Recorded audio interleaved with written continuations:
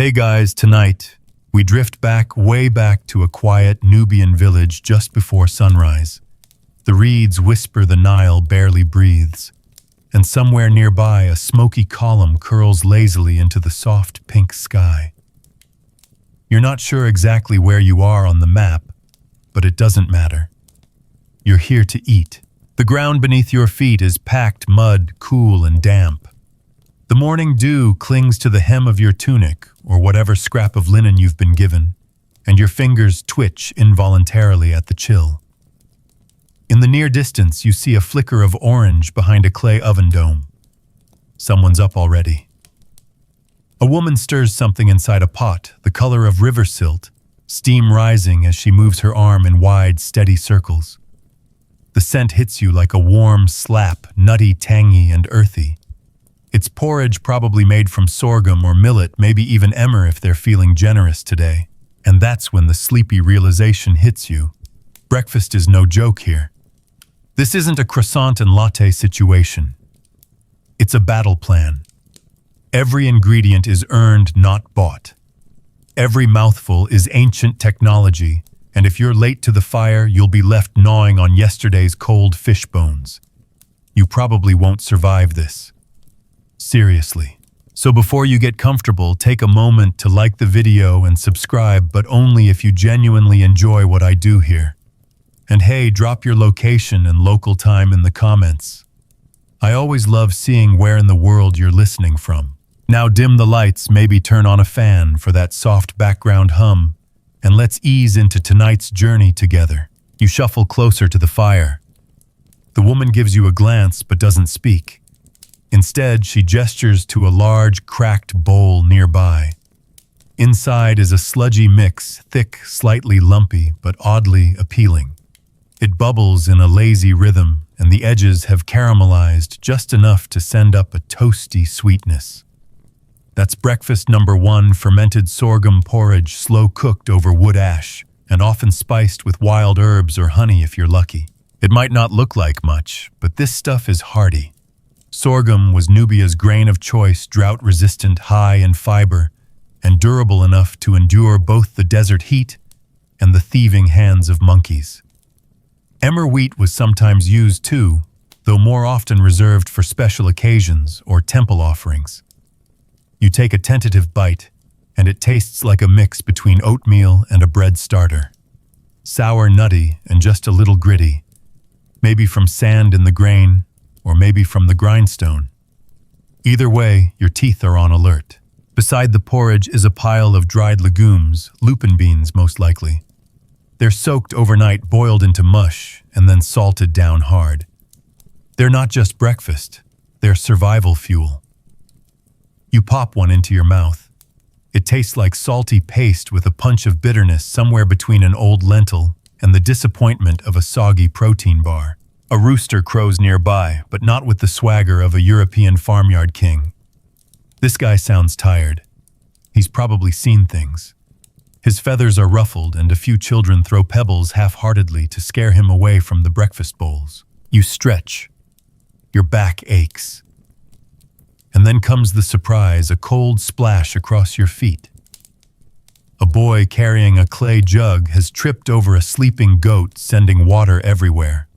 Everyone laughs, and you suddenly realize you're part of this now. There's no watching from the sidelines in Nubia. If you want to eat, you better help gather woodhall water or swat flies away from the food. Breakfast is a community event, and unpaid labor is the ticket in. Now the woman stirs a second pot. This one smells richer, smokier. You peer in and spot dark chunks floating in a reddish broth. Dried okra, crushed roots, maybe something from the river. You've learned not to ask too many questions, especially not before eating.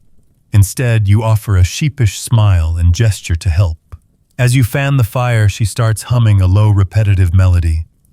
You think you recognize the rhythm. It's similar to the grinding songs you heard the women sing yesterday while pulverizing grain between heavy basalt stones. The same beat, the same drone. It makes time feel slower, as if breakfast stretches out endlessly like the Nile itself. Somewhere behind you, a small wooden whistle goes off. It's not a toy, it's a signal. Time for the next household to bring their share to the communal meal. A family arrives with a basket of mashed dates tied in palm fiber and covered in thin cloth to keep flies off. The dates are sticky and black, practically melting into syrup from the heat. One kid reaches in with both hands before being swatted away. You try the mash on a shard of flatbread. The sweetness hits you like a sugar brick. It's thick, grainy, and floral. Date syrup wasn't just for the elite. It was a rare but cherished morning boost. Some days, if they were lucky, they'd add wild honey, though you'd better not be the one tasked with raiding a hive. Bee stings were the second most common breakfast injury right after chipped teeth from unfiltered grain. Historians still argue whether Nubian breakfast was purely practical or had deeper ritual significance. Was it just sustenance? Or was the act of gathering, preparing, and sharing food a subtle nod to their spiritual beliefs about earth body and the gods who blessed the grain? You don't have an answer, but the quiet reverence here suggests it was never just about filling your stomach. You hear a low rumble, your own belly clearly unimpressed with how slowly breakfast is served. A dog yawns nearby, unimpressed as well. The sun peeks over the riverbank, now casting golden beams across clay walls and thatched roofs. Smoke swirls in slow spirals and the day begins in earnest. But your morning in ancient Nubia, it's only just getting started. You're still chewing when you realize your jaw is doing most of the morning's work. Nubian breakfast. It turns out isn't just about filling your belly, it's about building it. Before the first rays of sun fully crest over the Nile's glittering edge, the women are already hunched over grinding stones, working grains into life with a kind of patient violence. You crouch beside one of them now, watching her rhythm. Rock to stone, grain to dust, over and over. She barely glances up except to shove a few escaping kernels back into the grinding basin with the flat of her palm. Her arms are strong, not gym strong, but survival strong.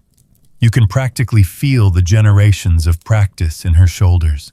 The tool she's using is simple, a saddle quern, a flat base rock with a slightly concave surface and a rounded top stone for mashing. It looks primitive, but don't let that fool you. It's a piece of engineering honed by centuries of hungry mornings. You pick up the top stone, try to mimic her motion, and immediately regret your curiosity. It's heavier than it looks, and awkward. Your strokes are clumsy, and the grains scatter like you're trying to herd beetles with chopsticks. She chuckles gently, takes it back, and resumes grinding without missing a beat. The grain itself is likely sorghum or emmer wheat. Sorghum is the sturdier of the two, a hardy crop that laughs in the face of drought. Emmer, meanwhile, is older, one of the first wheats ever domesticated in this region, and prized for both its chewy bite and its association with the divine. Nubians knew the value of both, and you begin to understand grinding isn't just a chore. It's the opening ceremony of the day. Some mornings legumes are added to the mix, lentils, cowpeas, or chickling vetch, softened overnight, dried in the sun, and pounded into flour for extra protein. You catch sight of a child using a smaller quern, clumsily pulverizing some type of dried pulse into a fine powder. His mother doesn't scold him for the uneven texture, just scoops it up and adds it to the heap. You're offered a flat cake from the first batch of dough. It's not yet cooked, just raw flour mixed with water and a pinch of salt. You hesitate. It looks like something you'd see in a paleo Instagram post labeled edible only in theory. But it's surprisingly tasty. Grainy, yes, but nutty too. Almost like a sourdough starter with ambition. The fire is hotter now. Flatbreads are being slapped onto the hot surface of clay griddles heated with coals and banked ash. The smell is instantly comforting, crisping starch, bubbling oils, and just a touch of smoke. One of the women flicks a few seeds on top, probably fenugreek or crushed sesame, and it changes everything. Your stomach growls loud enough to earn a laugh. While the bread cooks, you're sent to fetch more grain. The storage hut is cool and shadowy, lined with baskets sealed with mud caps to keep insects out. You pry one open and peer inside. Tiny reddish pearls glint in the darkness. Sorghum. It was likely harvested months ago during the flood recession.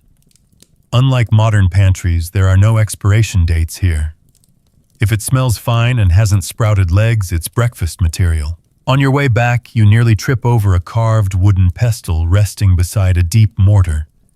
Another form of grain processing, pounding, not grinding. This method leaves a coarser flour good for denser cakes and meal balls, the kind you'd toss into boiling pots or pack for long journeys. It's a slower, heavier task, and favored when you've got time to kill or young helpers to train. You think about the labor again. All this just for a meal that lasts 20 minutes. But then again, maybe that's the point. In a world without clocks, breakfast isn't rushed. It's ritual. It's a rhythm. Something to anchor the day. A soft, smoky certainty. One woman sprinkles ash on the fire, nodding toward a bowl of dough. It's been left to ferment slightly, just enough to sour the flavor and build complexity. Bread without leavening is fine. Bread with a little tang, that's breakfast royalty. You spot another preparation nearby, a rough wooden tray filled with flat cakes drying in the sun. These will be stored for days when fresh food is scarce.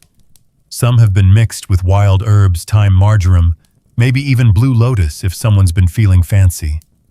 The blue lotus, by the way, is a bit of an oddity. Historians still argue whether it was a mild hallucinogen, a perfume, or just an expensive decorative herb. But if your breakfast makes your dreams more vivid, now you know why. A goat wanders too close to the fire and gets shooed away with a wave and a chuckle. The bread's done now, crisp edges, soft center. You're handed a piece. It's blistered and uneven, warm enough to fog your breath. You tear it open and fill it with a dollop of bean paste and a strip of sun-dried meat. Breakfast taco. Not quite, but it gets the job done. You chew slowly this time. The grit from the millstone scratches your molars. It's part of the experience, they say. Ancient dental records show just how common it was for people to wear down their teeth from all that stone dust flour. Not exactly a great Yelp review, but hey, calcium's calcium. As you sit by the fire munching your lopsided flatbread and licking bean mash from your fingers, you notice something. No one eats alone. Breakfast here isn't about portion size or macros. It's about presence, togetherness. Silence shared in the hum of morning tasks. The fire crackles. The wind picks up. Somewhere behind you, someone starts humming again. It's going to be a long day. But for now, you're full, and that's more than enough. You don't even get a chance to fully digest your flatbread before someone hands you a bowl, more like a thick mug, really, of what looks like soup, except it's not hot. It's lukewarm, cloudy, and smells oddly like sourdough and wet hay. You hesitate. They laugh. And that's when someone says the word you weren't expecting to hear this early in the morning: beer. Yes, breakfast beer. You blink. This thick, cloudy brew is not the kind you'd find chilled in a modern bar fridge. No bubbles, no label, no foam. Just grainy, soupy, fermented liquid served with all the ceremony of a mug of warm broth. And in Nubia, this is not only normal, it's practically sacred. You take a cautious sip. It coats your tongue like oatmeal soup, tart and earthy with a hint of bitterness. Honestly, it's better than expected. Nubian beer was made from fermented sorghum or barley, partially baked into loaves, then crumbled and soaked in water to ferment. The resulting mixture wasn't filtered, hence the grainy texture, but it was packed with calories, nutrients, and just enough alcohol to take the edge off a particularly long morning. The stuff you're drinking now was probably brewed 2 or 3 days ago, fresh by ancient standards. But some batches could sit much longer, especially when used in religious ceremonies or large communal feasts. The fermenting pots, you notice, are lined up outside the hut, earthen jars. covered with woven lids buzzing slightly with flies and adventure. Children here drink it too, though theirs is usually less fermented, more like a soupy porridge than a pint. Historians still argue whether the alcohol content was significant enough to cause intoxication, or if it was just a necessary way to keep water safe to drink. Either way, it's part of life. From temple priests to cattle herders, beer was the breakfast of champions. You feel it settle in your stomach, heavy but not unpleasant. A worker nearby wipes his mouth and burps without apology. He's already onto his second mug. Your host offers you something to go with the beer, a dried fish strip, likely Nile perch or catfish. It's salty, chewy, and clearly smoked over acacia wood. You don't ask whether it's breakfast, lunch, or yesterday's dinner. In Nubia, meal categories weren't so strict. What mattered was what was available. And this combo, beer and fish, was a morning ritual for many. The smoke lingers as you watch a group of men gather near a low wall.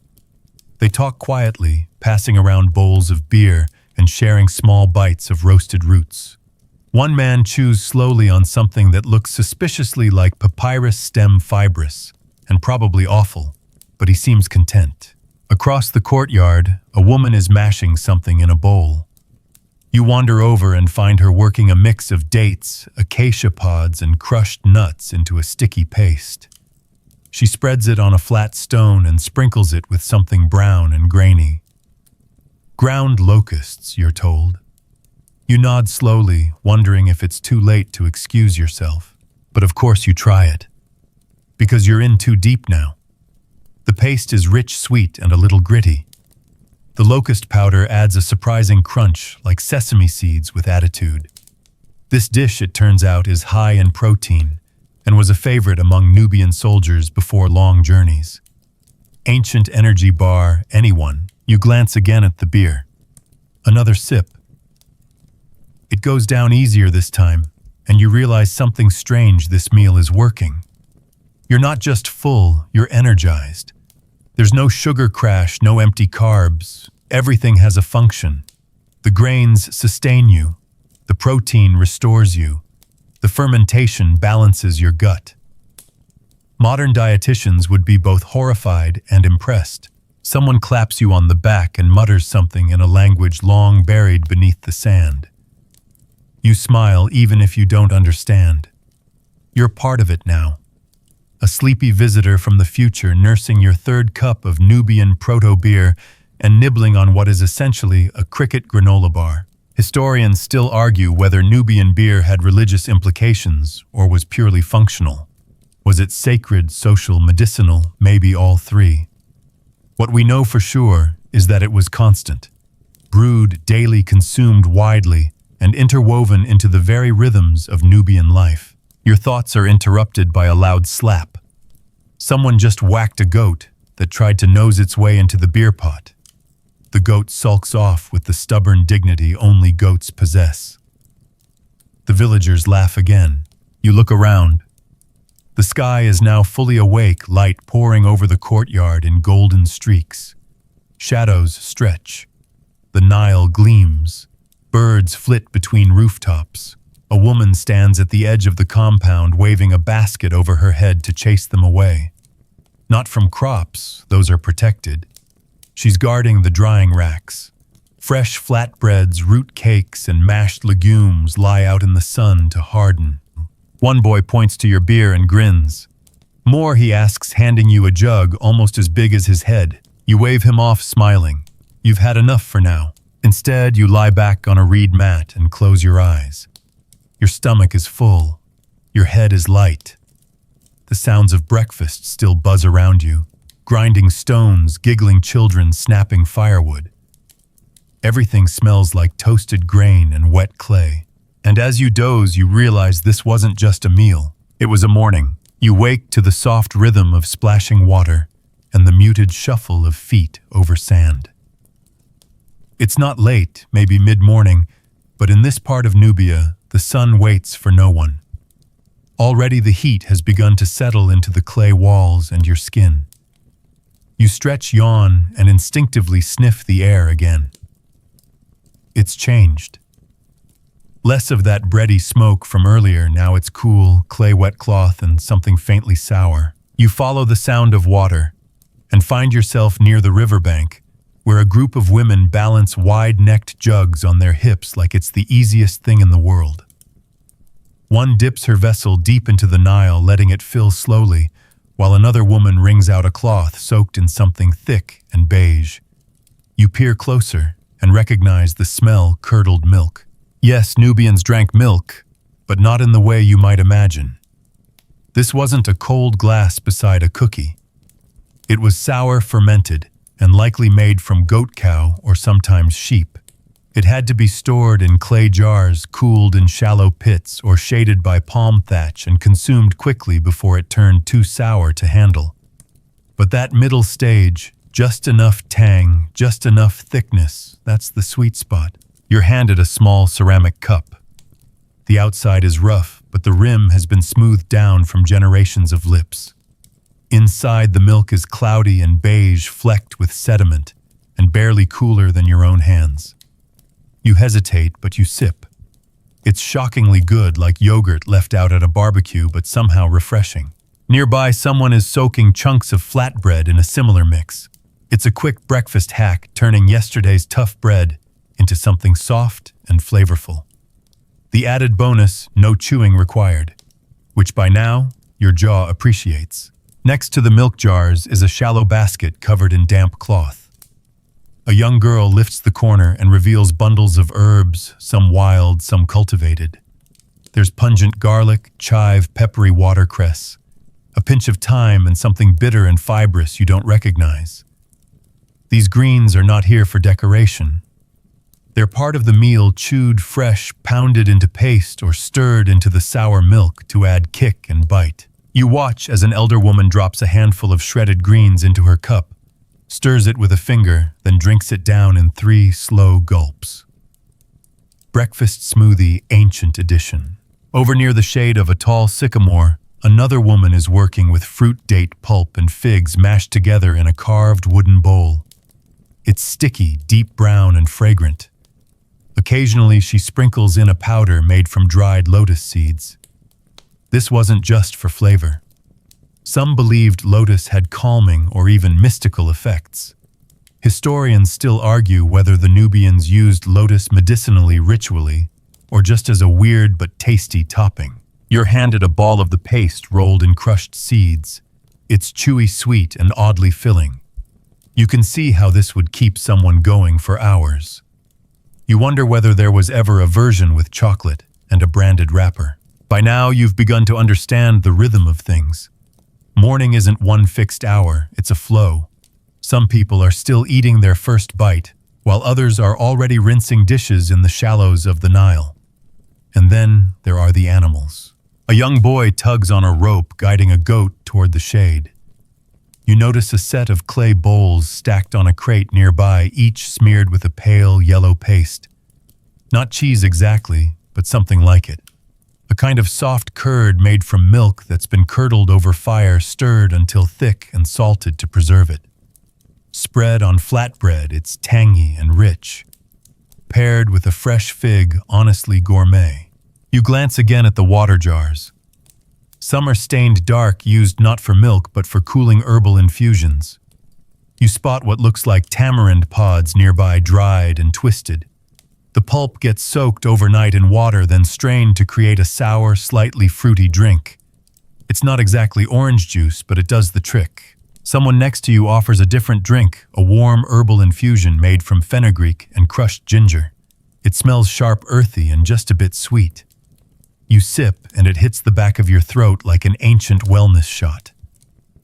The Nubians didn't have coffee, but they definitely knew how to wake up the senses. Suddenly a splash. A kid slips near the edge of the river and soaks his tunic. Everyone laughs. He scowls but joins in, and someone hands him a shard of sugarcane. He gnaws on it like a snack bar, sucking out the juice and spitting the fibrous pulp onto the ground. You're offered one too. It's tougher than it looks, and you nearly crack a molar getting it started. But once you do, the sweetness floods your mouth. This was dessert before dessert existed. You sit on the edge of the bank now, legs dangling just above the water. The heat has become real, wrapping itself around your shoulders like a weighted blanket. But your belly is full. Again. You've lost track of how many small bites, sips, and samples you've had. This isn't breakfast in one sitting. It's a mosaic of flavors unfolding slowly without hurry. You lean back and close your eyes again. The wind carries hints of milk smoke and spice. You hear grinding stones, the gentle slosh of jars, and the low murmur of conversation. This is how morning should feel. You're not even hungry anymore. And yet here comes another round.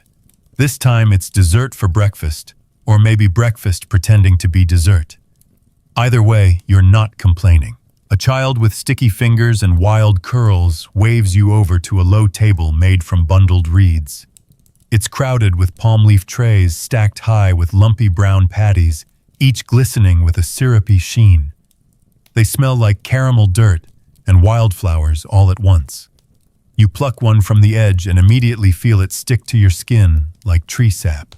Date cakes, dense sweet, and just barely holding together, these sticky lumps are a Nubian favorite.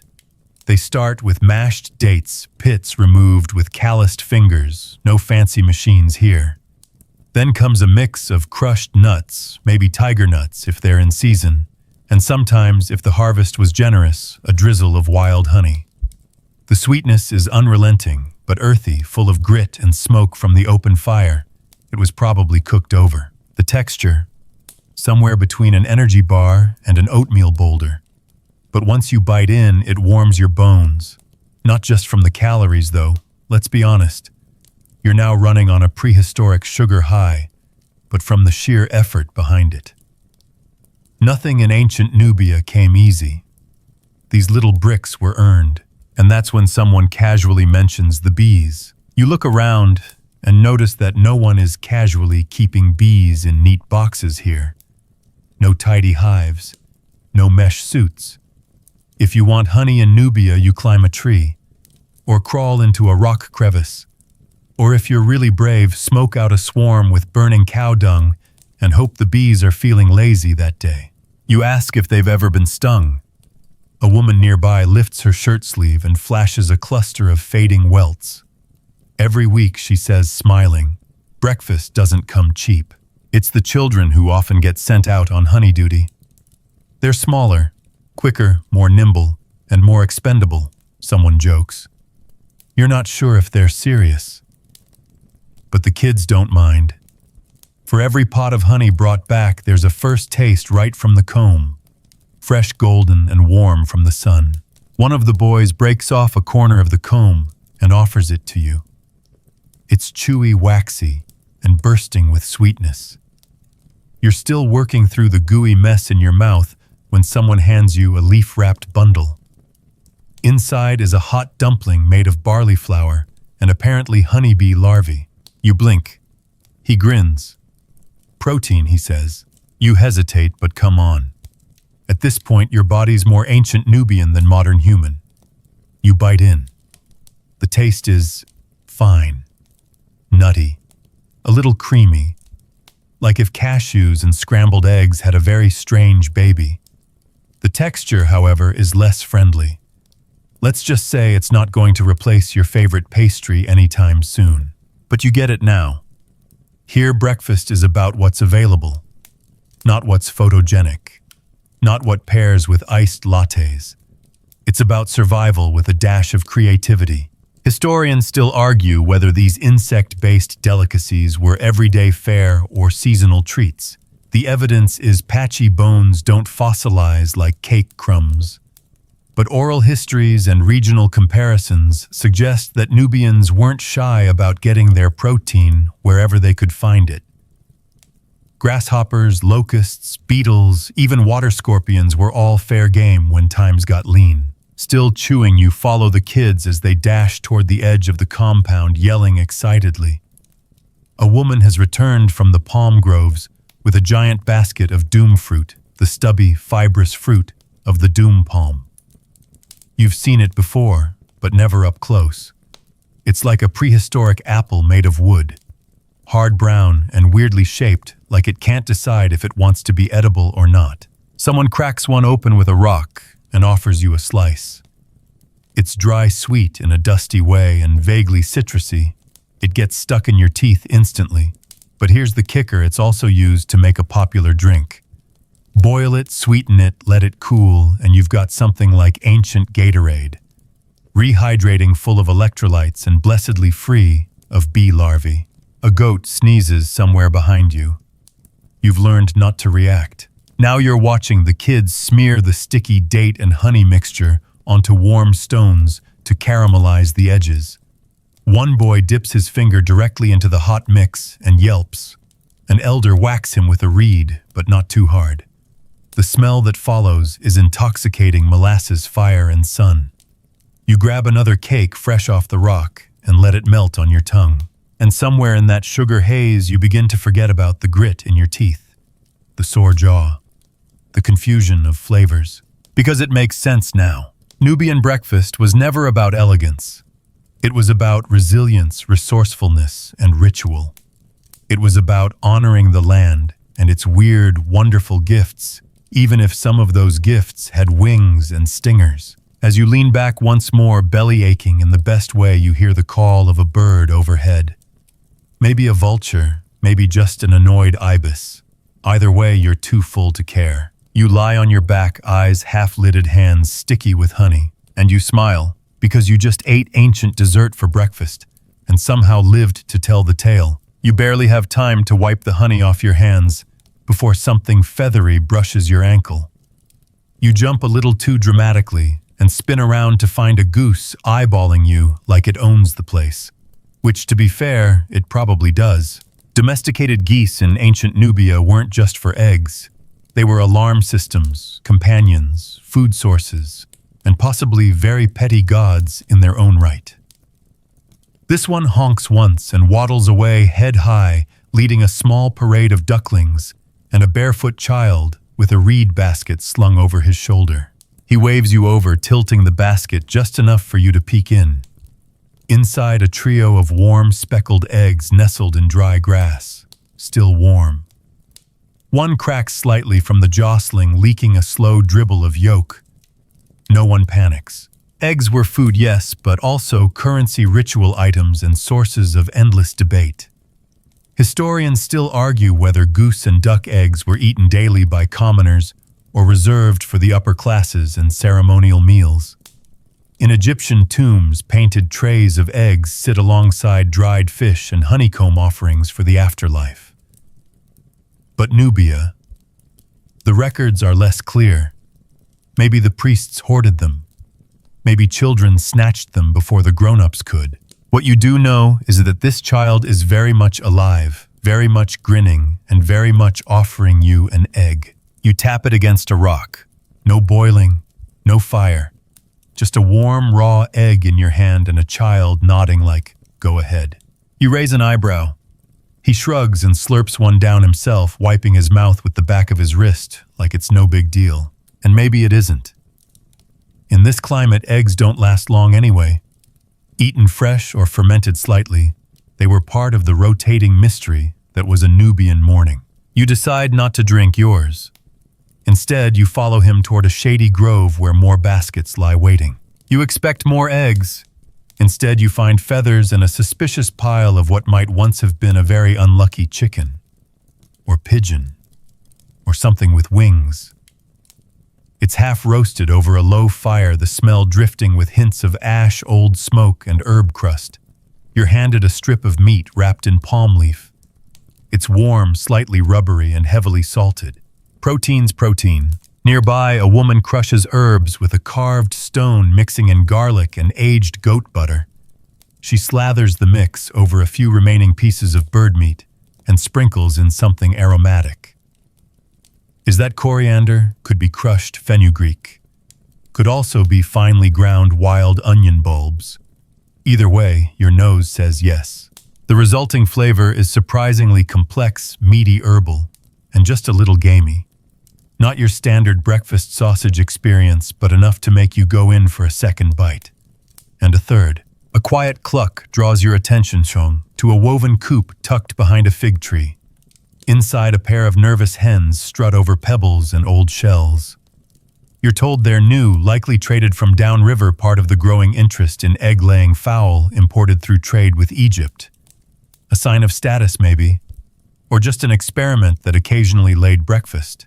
Meanwhile, the older generation still prefers their birds, wild ducks from the reeds, pigeons from the cliffs, quail, if you were lucky and quick. One elder sitting with a knee wrapped in linen tells you about a time he caught a goose with nothing but a basket and a rope.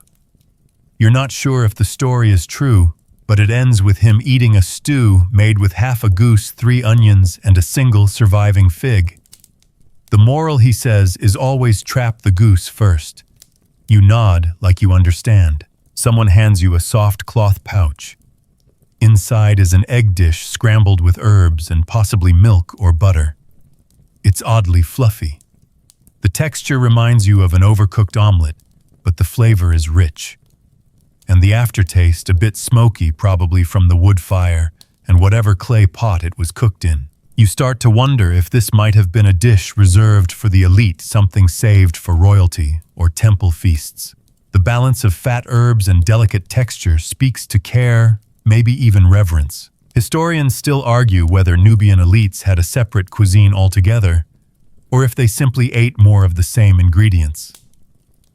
There's little in the way of written menus, just food remains in tombs, residue in pots, and the kind of oral histories that turn meals into legends. A girl beside you is peeling a boiled egg. It's been dyed with crushed red ochre, giving it a dusty pink hue. A ritual offering. A seasonal treat. Or just the ancient version of making breakfast fun. She breaks it in half and offers you the yolk. It's crumbly, chalky, and deeply salty, but satisfying. You smile and she tosses the shell into the fire pit, where it cracks with a quiet hiss. Somewhere behind you, that same goose honks again. You half expect it to demand tribute. The morning has stretched long, and yet the energy here is unhurried. No one's checking clocks. No one's skipping meals. Every egg, every feather, every smudge of butter is a tiny story of foraging, of trial and error, of survival, with a touch of flavor. And as you sit beneath the shade, licking herb butter from your fingers and watching that smug goose waddle through its personal kingdom, you can't help but feel fed. Not just full. Fed. Body, mind, curiosity all satisfied. For now. You don't remember how you ended up in this particular courtyard. But suddenly, you're not among reed huts and noisy children anymore. Here the walls are taller, the shadows cooler, and the food well. Let's just say it smells less like survival and more like indulgence. A woman in a linen dress, dyed pale with what looks like crushed acacia bark, beckons you forward with 2 fingers and a tilt of her chin. She's not royalty, but she's close, perhaps the widow of a nobleman, maybe a priest's sister, or someone who knows how to command attention with nothing but silence and posture. You're invited to sit on a woven mat, soft and clean beneath a canopy of date palms. In front of you, an attendant lays out a low wooden tray lined with polished fig leaves. This is breakfast, but not the kind where everyone eats out of the same pot. On the tray, thin slices of boiled cow hoof, surprisingly gelatinous, glistening in the morning light. A bowl of seasoned marrow sits beside it, flecked with mint and what might be crushed coriander. Then there's the bread, slightly fluffier than the rock-hard flatbreads you gnawed on earlier, dotted with crushed nuts, and perhaps even sprinkled with something sweet. You blink.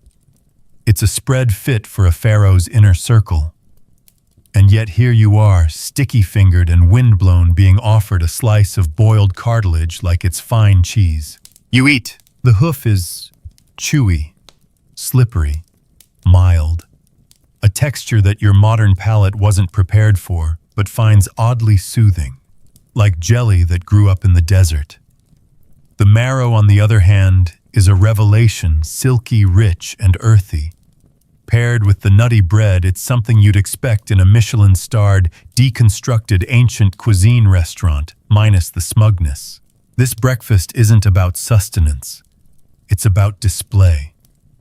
About reminding everyone watching, and you can feel the eyes that this household has access to meat, to imported spices, to the luxury of eating slowly while others still grind grain on their knees. A servant places a dish of preserved figs near your elbow. They've been soaked in honey, sun-dried, then crushed slightly to release the oils. They melt on your tongue like brown sugar, earthy and floral. You try not to moan audibly. Beside you, a woman is cutting thin slices of something you can't quite identify, maybe lotus root, maybe a tuber soaked in vinegar. She dips each piece into a small dish of palm oil, then folds it neatly into a strip of linen to keep the dust off. It's not for her. She's preparing a breakfast parcel to send to the local temple. Even in noble households, the gods eat first. Someone brings out a clay pitcher and pours a dark liquid into carved cups. You expect beer, but it's not. It's sweet. Date wine, perhaps, or a fermented berry infusion. It's sharp, almost tart, with a finish like raisins and smoke. The kind of thing that makes you want to sip slowly, even though it's already warming your limbs. You sit back and breathe in the moment. The shaded air smells of warm wood, dried fruit, and linen left too long in the sun. There's a hush here broken only by the soft clink of pottery and the gentle crunch of someone biting into a nut-stuffed pastry. Historians still argue whether this kind of luxury breakfast was common in noble Nubian households or an exception saved for guests and ceremonies. Food remains in elite graves suggest both variety and abundance, but written records are nearly non-existent, which makes you wonder how many morning feasts like this went completely unrecorded, their flavors lost to time. You finish your slice of bread and notice a small bowl of something gelatinous tucked beside the figs. A tap from your hostess signals permission. You dip your fingers in and taste boiled collagen from the cow foot whipped with honey and crushed herbs, a kind of ancient breakfast jam. It's bizarre. It's delicious. It shouldn't work, and yet, this was the kind of meal that says we can afford to boil meat just for texture, and then just when you think you've seen it all. The widow claps her hands, and a boy enters with a tall jar capped in linen. He unties it and reveals what looks like a custard, soft, wobbly, pale yellow, with flecks of crushed fenugreek and cinnamon. You whisper a quiet thank you to the spirits of culinary curiosity. It's a milk pudding gently sweetened and thickened with barley flour or ground legumes, cool, soothing, and perfumed with something floral, perhaps blue lotus or dried chamomile. It's unlike anything you've eaten so far. You close your eyes to better appreciate it. You're full, again, but you keep eating. Because it's not just about taste, it's about time, about being present, about honoring a meal that took days to prepare, not minutes to microwave. Someone asks if you'd like to lie down, and honestly, you're tempted. But you rise slowly, with the heaviness of a satisfied stomach and the lightness of someone who has eaten from both ends of the Nubian spectrum, the smoky clay pots of the villagers, and now the delicately plated luxury of a noble courtyard. As you step back into the dusty street, the sun hits your face like an oven door. A chicken squawks, somewhere offended by your smugness. And you think to yourself, not for the first time, breakfast in ancient Nubia isn't a meal. It's a story. You're back among the common folk now, belly still full from noble indulgence, but feet dusty again and jaw clenched against what you know is coming next. Bread. Hard bread. The kind that bites you back.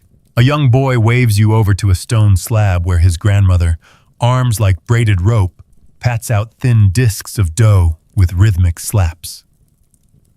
The grain is coarse, almost like it was ground with pebbles still in it. You crouch beside them and for a moment just watch. She's using emmer wheat again, or maybe sorghum. It's hard to tell when your teeth are still recovering from the last encounter. The dough is gritty dry and only just holding together. There's no yeast, no puff, no softness. Just stubborn flour and water kneaded until the air gives up. You're handed one hot off the griddle. It looks innocent, flat, slightly blistered, flecked with ash. But your jaw knows better. You take a bite and crack right on cue. A shard of something hard grinds between your molars. You try not to show it, but the boy sees your grimace and grins. "Stone dust," he says cheerfully. "From the quern, of course." See, Nubians used heavy stone querns to grind their grain, and over time tiny bits of the grinding stone would mix with the flour. It was unavoidable, and it turned every loaf of bread into a low-stakes dental emergency. Archaeologists have found ancient Nubian skeletons with teeth worn down like river pebbles. Some even ground all the way to the nerve. You chew slowly, trying to avoid that fate. Next to you, another family is preparing a different kind of bread, thicker, lumpier, made with crushed legumes and bits of wild herbs. It's not better, but it's softer, kind of. It smells of charred lentils and dry hay, and you suddenly miss the marrow-dipped softness of the noble courtyard. Still, there's a kind of beauty in this bread.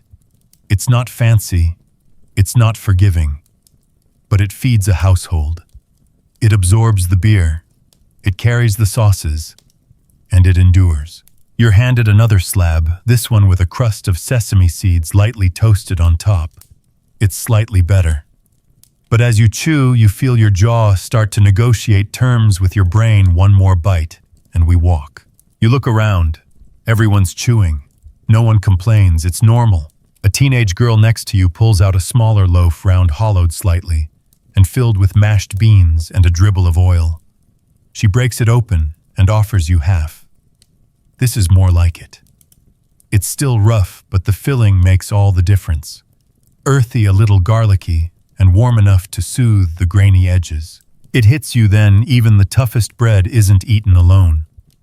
There's always something to go with it. A smear of curd, a slice of salted fish, a dollop of mashed greens. Bread is the vehicle, not the destination. You ask if they ever tried to make it softer.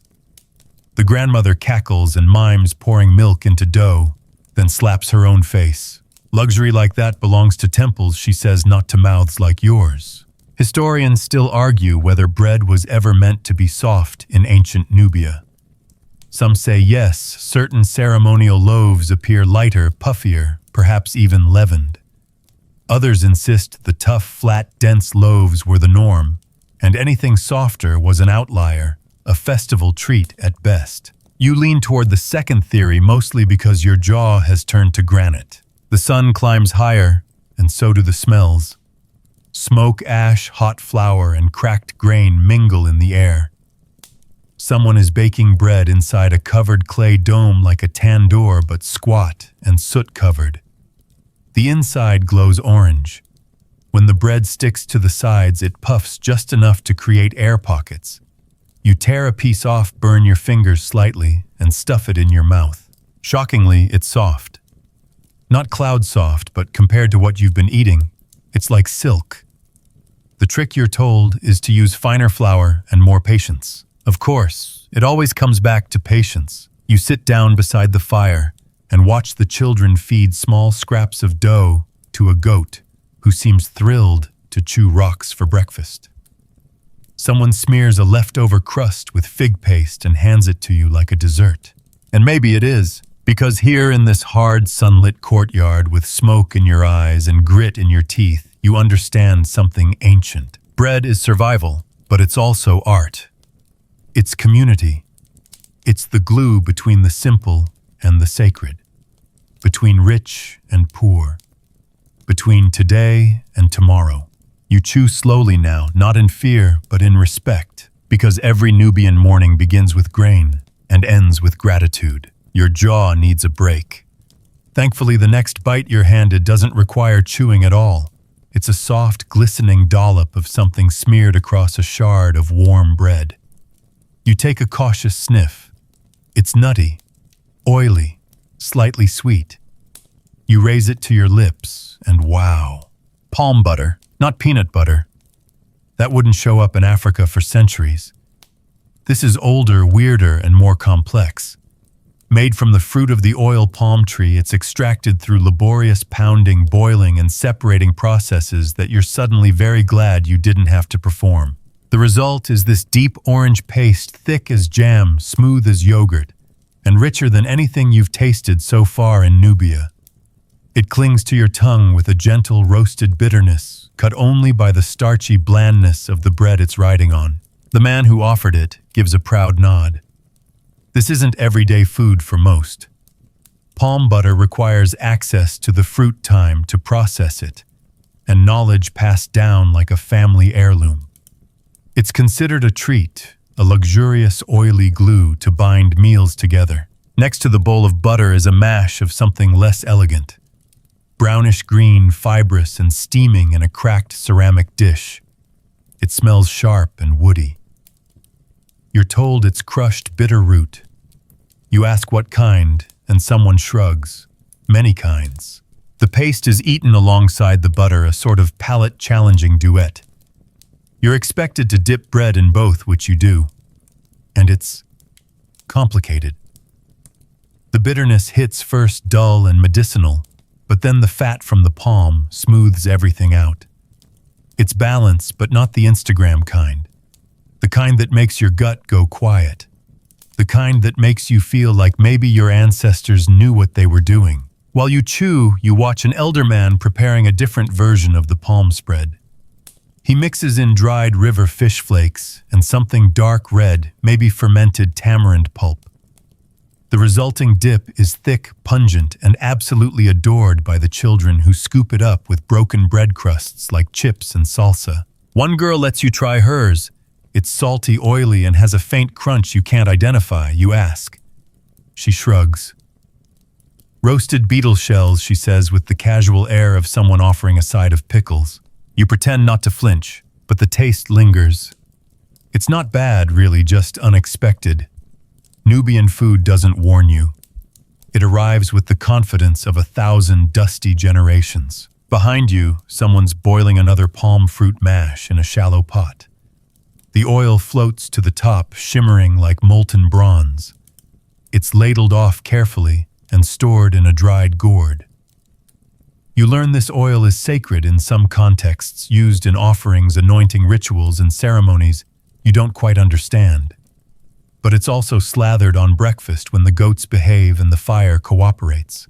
Historians still argue whether palm butter was a regional staple or a special occasion luxury. In some Nubian regions, it seems to have been daily fare, especially where palms grew close to settlements. In others, it was rare, traded, hoarded, or reserved for moments that mattered. You lick your fingers and feel the richness coat your throat. It's the kind of fat your body remembers. The kind that says you'll be okay. You'll make it through the dry season. You're offered a hot drink made from roasted palm kernel shells. Yes, the shells. Crushed, boiled, and sweetened with a pinch of date syrup. It's smoky and bitter, but oddly comforting. Like a cup of fireplace mixed with caramel. Nearby, someone prepares a version of this drink as a porridge thickened with flour, stirred with a carved stick, and served in a wide leaf bowl. The kids slurp it down fast, licking their lips and burping with pride. You try a spoonful. It's intense. Like breakfast and dinner fought over who gets to burn your tongue. But you appreciate the effort. And effort is the running theme, isn't it? Palm fruit isn't easy to process. The roots are hard to identify. The beetles don't exactly volunteer. But here all that labor turns into flavor, into memory, into identity. A young woman hands you a folded strip of bread filled with mashed root and a drizzle of butter. It's warm, sticky, and slightly crunchy with toasted seeds. You bite in, and for a moment it tastes like a street snack in some modern village. Something timeless. Something proud. The sky is fully lit now, the shadows shrinking. Someone is already prepping lunch. But breakfast, it's not over. Not really. Because breakfast in Nubia isn't a time of day. It's a series of negotiations with the land, with the ingredients, and sometimes with your own gag reflex. You lie back, palms, greasy stomach settled, and watch the smoke drift upward. And you think this meal was weird, but so are you. And that's a perfect match. By now, you've accepted that ancient Nubian breakfast has zero chill. Every bite is a surprise, and every surprise comes with a story usually told by a child holding something vaguely alarming. This time, it's a shepherd boy who waves you over. He's perched on a flat rock surrounded by goats chewing everything except the grass they're supposed to. He grins, lifts a wicker basket, and reveals today's menu: roasted insects, specifically locusts. They're brown, crispy, and slightly oily, with legs like tiny chopsticks and wings that crunch like autumn leaves. You freeze. He offers you one still warm from the fire. The goats look at you with envy or pity. Hard to tell. You take it, you bite, and it's not bad, really. It's nutty, a little salty, with a whisper of smoke and the crunch of a potato chip that went to boot camp. You chew, swallow, and feel weirdly proud. The boy pops 3 more into his mouth like popcorn and slaps his knee. He tells you his uncle swears they make you run faster. Another kid claims they help with sore joints. Historians still argue whether roasted locusts were medicinal, ritualistic, or just a reliable protein hit when herding got boring. You ask how they're caught. He grins and mimes a giant basket swipe. During seasonal swarms, families would gather hundreds in a single morning, scooped from the air, swept off trees, even knocked from their dazed early morning perches. Preparation easy. Rinse sometimes. Roast always. Season with salt, pepper leaf, or if you're really fancy, a smear of clarified goat fat. Next to the fire, a girl is roasting something else: fat, black beetles split open to reveal white larvae inside. These are less popular but considered a delicacy in lean times. You raise an eyebrow. She shrugs. Tastes like eggs. Of course it does. Further along the slope, a man is grinding dried termite mounds into powder. It's mixed into porridge or sprinkled on boiled root vegetables. You're told it's rich in minerals, especially iron. You don't ask how they discovered that. You do wonder who first saw a termite mound and thought, let's eat that. But the logic is sound. Protein is protein. And in Nubia, protein didn't always come with fur or feathers. You're offered a kind of energy ball: roasted locusts, crushed beans, ground seeds, all pressed into a sticky ball with date paste. It's efficient, portable, and surprisingly addictive. The kind of thing a herder might eat while trekking across the drylands, or a child might stash in a palm leaf pouch for a midday snack. Nearby, a group of kids are daring each other to eat the legs first, tossing the wings into the air like confetti. You see one kid carefully threading crispy grasshoppers onto a reed like a kebab. He dips it in salt water, roasts it quickly over a flame, and offers you a bite.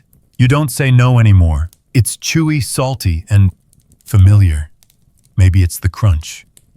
Maybe it's the feeling that out here flavor isn't the point. Function is.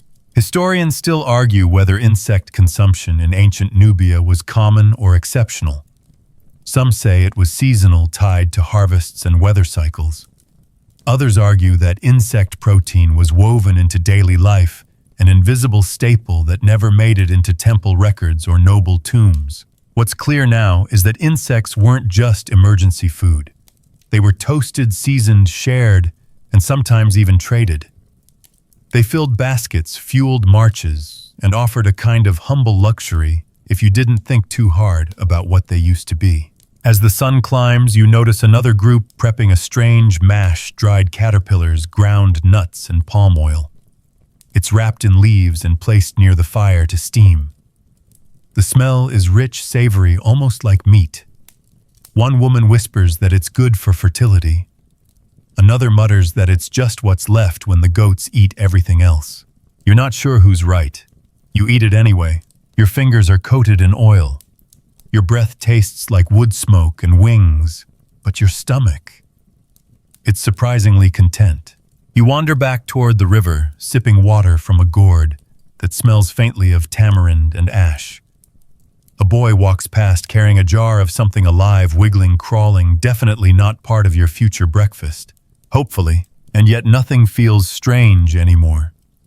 Because here in ancient Nubia, breakfast isn't about rules. It's about availability, adaptability, ingenuity.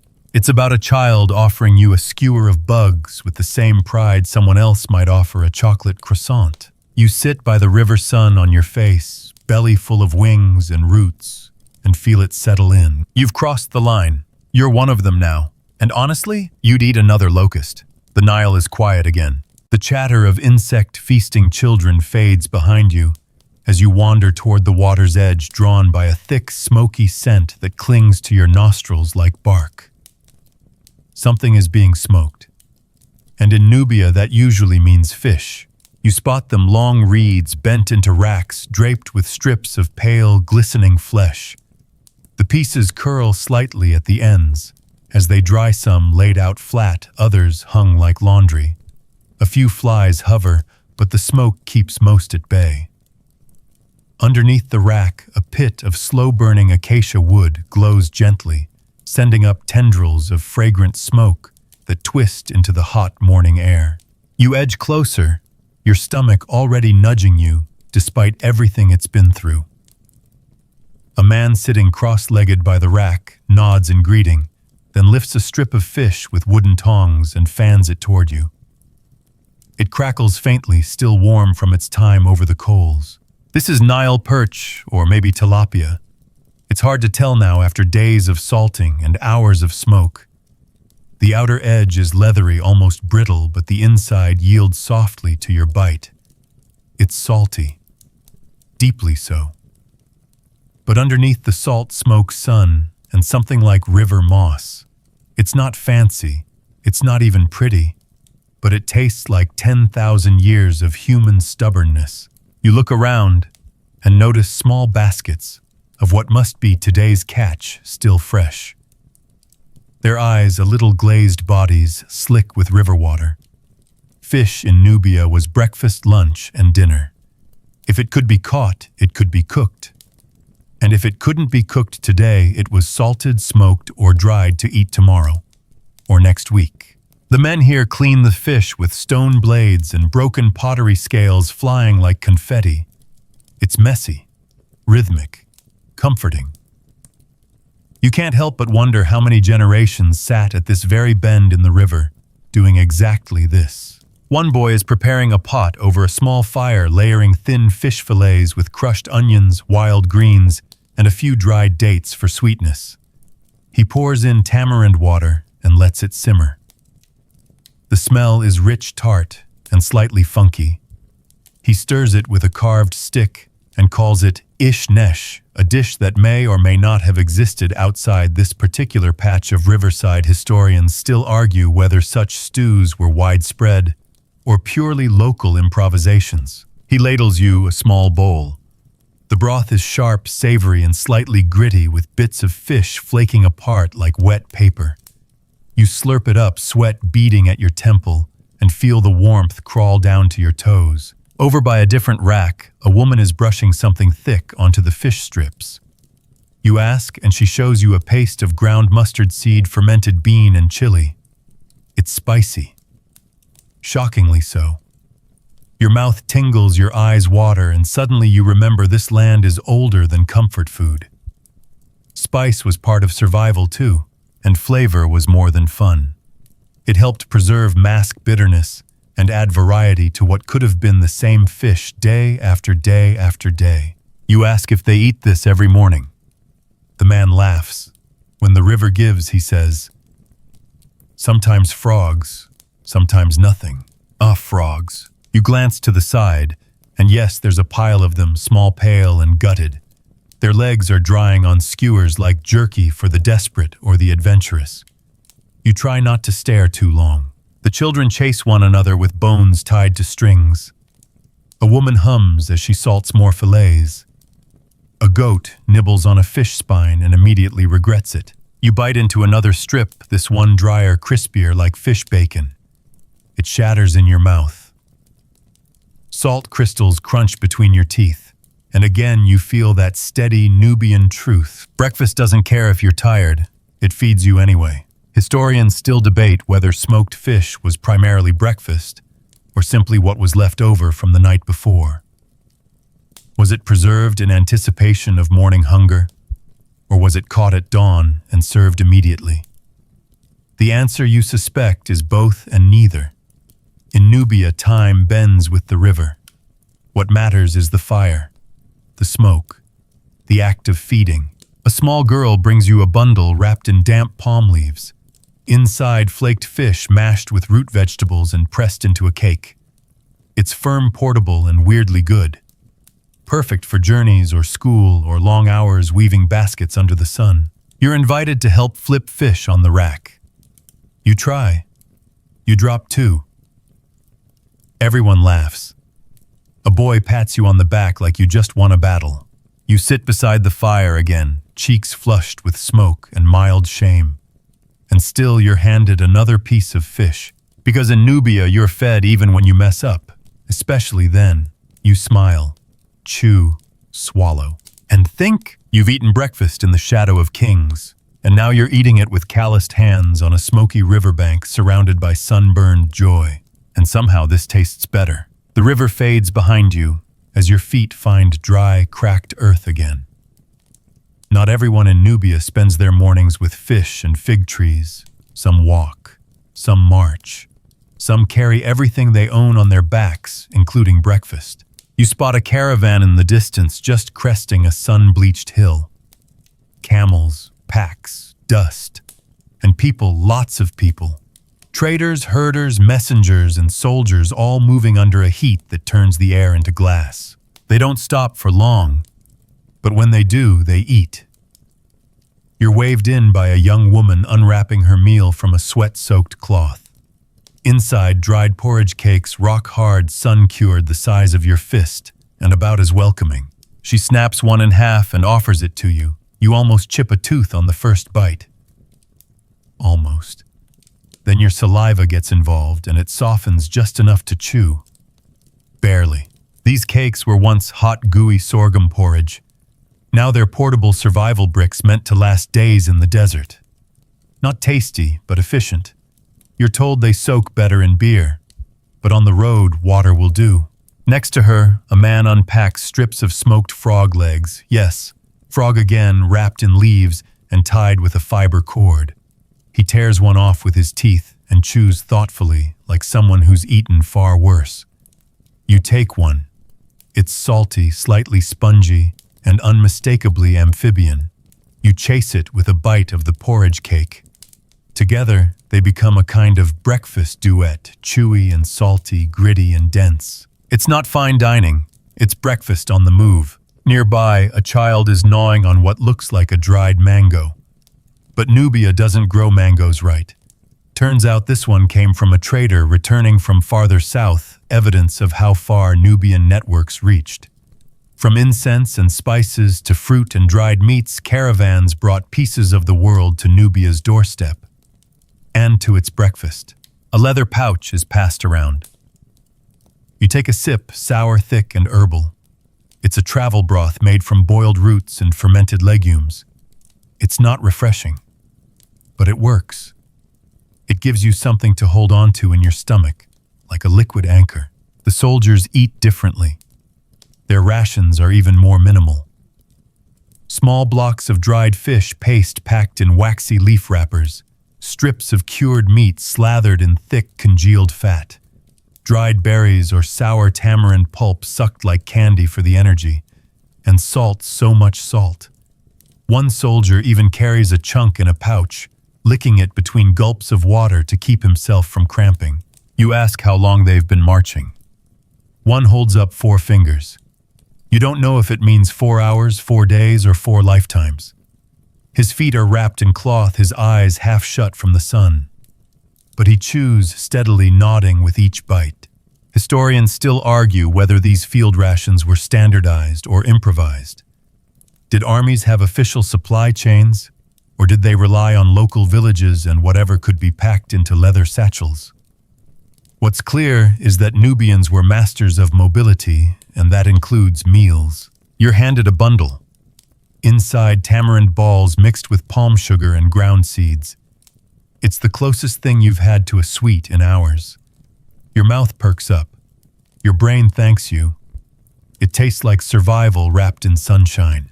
You sit beneath a small shade cloth sharing rations with strangers whose names you'll never know. And yet, there's no awkwardness. The meal is the introduction. the chewing the bond. One woman unwraps a final surprise, a slice of flatbread filled with roasted garlic and something spicy. It's warm from the sun, and the smell alone makes you salivate. She offers half. You don't even hesitate. The bread is soft, the garlic sweet, and the spice a creeping heat that builds like a secret. You wipe your brow, grinning. She grins back. No words needed. You rise as the caravan does, moving forward in waves of dust and footfall. Breakfast fades behind you, replaced by the quiet rhythm of sandals on sand. But in your pack now, tucked beside a sun-dried fig and a piece of salted root, a locust cake, a tamarind ball, and something else wrapped in cloth and curiosity. You don't know what tomorrow's breakfast will be, but you know you'll be ready, because Nubian mornings don't always start in the same place, but they always move forward. You don't notice the temple at first. It blends into the landscape, mud brick walls the color of sand, its roof flat and unassuming, half sunken like it's bowing to the river. But the closer you get, the quieter the air becomes. Even the flies seem to hum more politely here.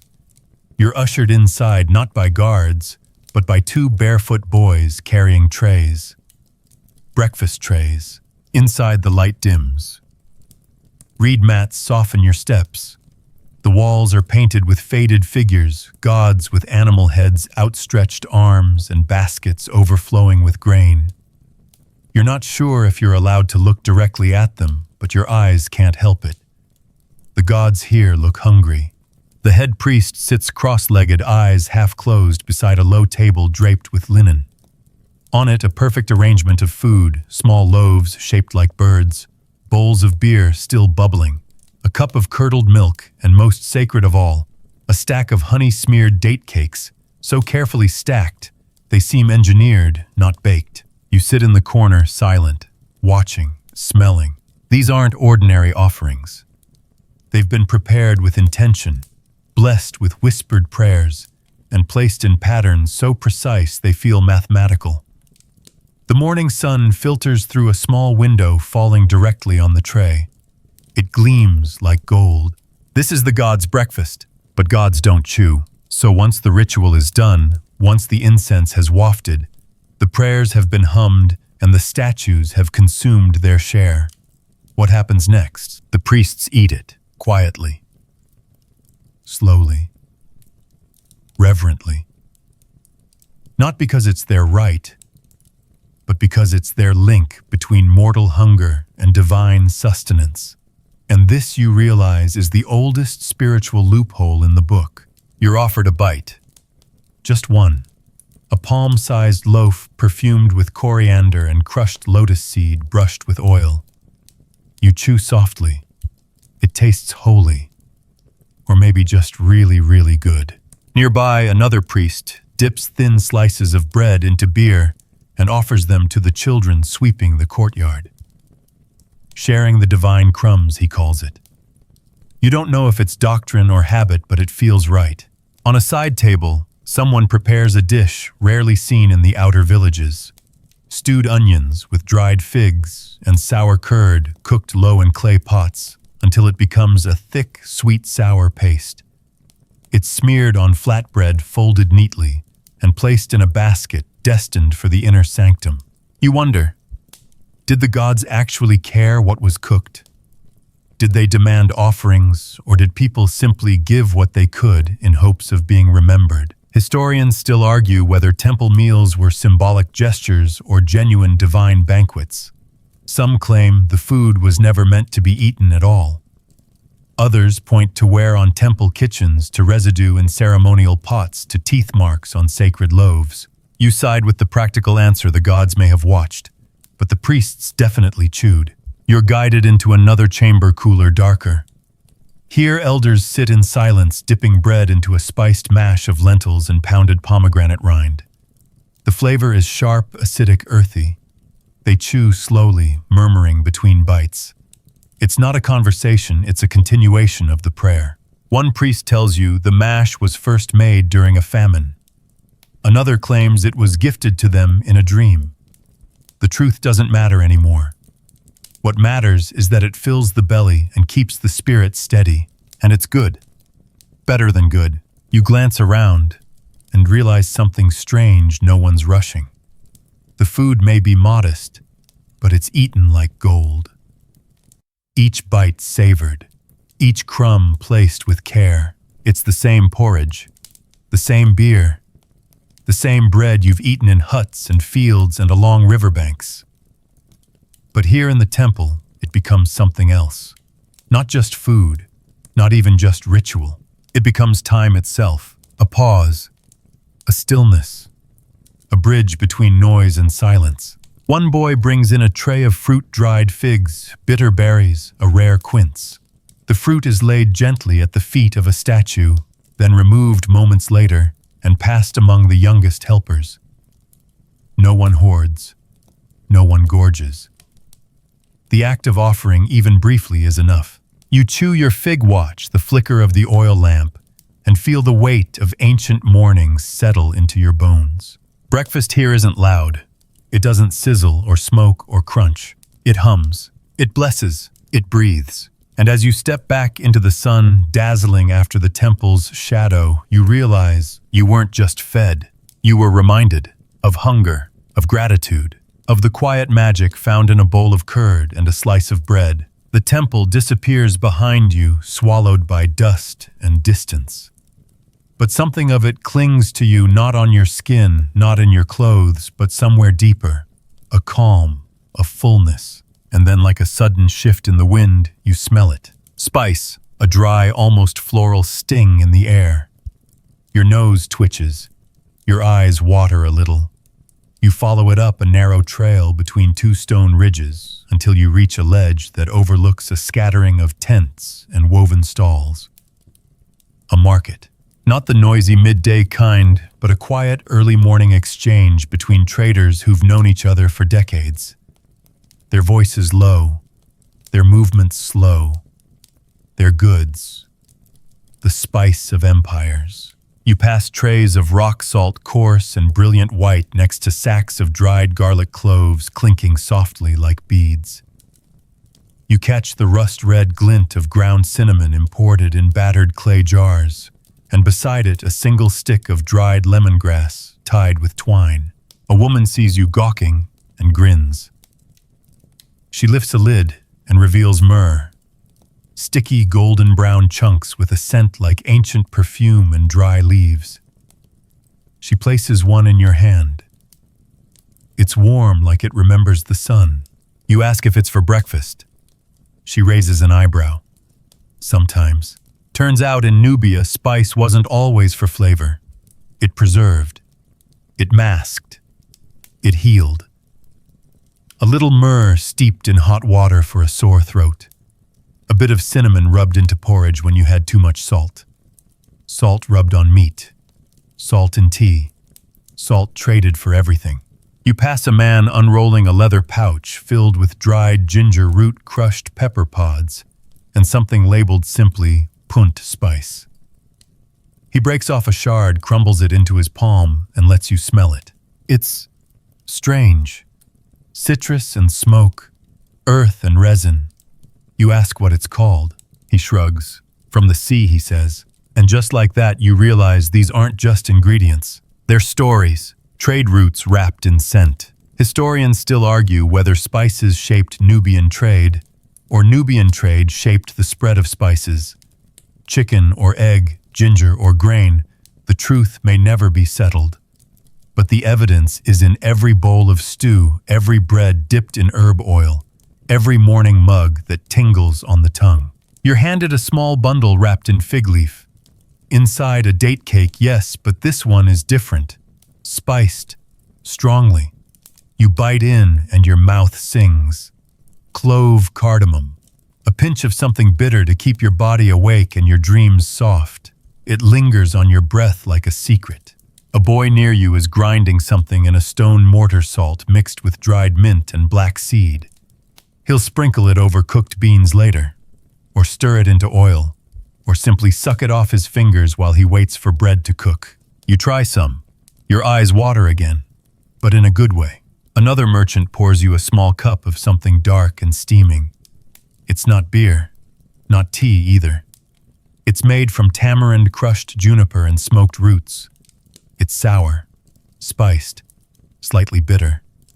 You sip. Your lips tingle. Your stomach feels organized. This is breakfast, you realize. Not on a plate, not in a bowl, but in a vial, in a pouch, in a story traded from miles away. You walk past a spice tray covered in thin cloth and see it move just slightly. The merchant lifts the edge to reveal black ants dried and dusted with chili. A snack, she says. You nod politely and keep walking. Salted figs, herb bricks, crushed dried flowers pressed into cubes. All of them portable, all of them edible, all of them whispers from other lands. A girl crushes dried hibiscus between her palms and stirs it into a jar of goat milk. You try it. It's sour, creamy pink and floral. It shouldn't work, but it does. That's Nubian spice for you. By the time you sit down on a stone ledge to catch your breath, your tongue is on fire. Not from heat, from history, from the passage of thousands of hands trading thousands of flavors across lands you'll never see. And you understand finally, breakfast in ancient Nubia wasn't just about what the land could give. It was about what the world could bring, and what the Nubians could do with it. Because a flatbread is just a flatbread until you add oil from a faraway fruit salt, from a dried-up sea, and spice traded through whispers and maps and trust. You wipe your fingers. You exhale a cloud of cinnamon-laced breath, and you smile because your mouth has traveled farther than your feet ever will. You think you're finished. Your feet are dusted white from salt.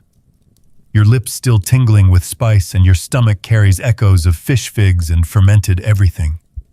But as the sun begins to descend, casting long shadows and softening the edges of Nubia's sharp golden light, an old man calls to you. He sits alone on a woven mat beneath a dom palm tree, its leaves trembling like tired fingers in the breeze. His robe is faded, his teeth few, and his voice soft like old cloth. He pats the space beside him. You sit. He unwraps a basket. Not lunch, not dinner. Breakfast. Again. In some parts of Nubia, you learn breakfast didn't always happen at sunrise. Not everyone rose with the birds. Not every household had wood to spare at dawn. In many places, especially for the elderly or those who fasted through the morning breakfast, came later at noon or even at dusk. He hands you a thick slice of bread, not hard like the morning kind, but rested, wrapped in damp cloth, moist, tender, broken open by time, not force. He dips it into a bowl of something golden and soft. Lentils simmered all day with salt oil and crushed root. It's gentle on the tongue, easy on the jaw, and warm in that deep ancient way, like a hug from someone who speaks very little but means everything. You eat. The air cools. The wind carries the sound of birds settling and pots clinking as families gather around final meals. You watch the old man drizzle a line of honey across his bread. His hand shakes slightly, but the gesture is practiced. Sacred. He smiles, says something you don't understand. Then with surprising precision, he tears the bread in half and presses your share into your hand. You chew in silence, together. Nearby, children gather around a small fire eating mashed roots rolled into balls. They're quieter now. The day is folding in. Their laughter has softened into the kind of tired joy that comes after sun and dust and running barefoot for hours. One girl hums. An older boy drums gently on a pot. A goat sneezes and lies down. No one moves to chase it off, and all around you final bites, final sips, a kind of edible exhale. The old man pours you a drink, warm milk stirred with something faintly herbal. It coats your mouth like peace. You hold the cup close and inhale deeply. Historians still debate whether Nubians had fixed mealtimes or flowed with the sun. Did they mark morning with a horn, with smoke, with hunger alone? The record is unclear, but here, as the shadows lengthen, and the sky turns the color of sorghum porridge, one truth feels certain. Breakfast wasn't a clock. It was a need, a ritual, a rhythm. You lie back on the mat, head resting against a bundled cloth. Your fingers still smell faintly of honey and wood ash. Your body has settled, your mind too. As the final light of day brushes your eyelids, you hear the soft clink of a ladle in a pot. The hush of sandals on sand, the flutter of birds finding branches. And now, let it all fade now. The chewing, the crunching, the grinding of stone, the flicker of flame beneath a clay pot. Let the heat of Nubia become a warm weight across your chest, not stifling, just comforting. Like the last sliver of sun resting on your blanket before slipping behind the horizon. Your stomach is full. But more than that, you are fed. Fed by the sorghum fields that stretch farther than memory. By the hands that shaped every flatbread and stirred every bitter root. By the quiet dignity of those who rose before dawn to cook over smoke and sing into grain. By the laughter of children who turned locusts into candy. By the old man who saved breakfast for twilight. Each bite a survival, each crumb a legacy. And now the fire fades to embers. The goats are silent. The Nile drifts unseen in the dark, still faithful. And you, visitor, traveler, listener, can finally let go of the day. No more chewing, no more wondering. Just the soft hum of Nubian morning songs replaying quietly as your eyelids fall. So take one last breath, let it out slowly, and drift. Because breakfast will still be waiting, and the fire will still be warm, and the bread somehow will still be rising.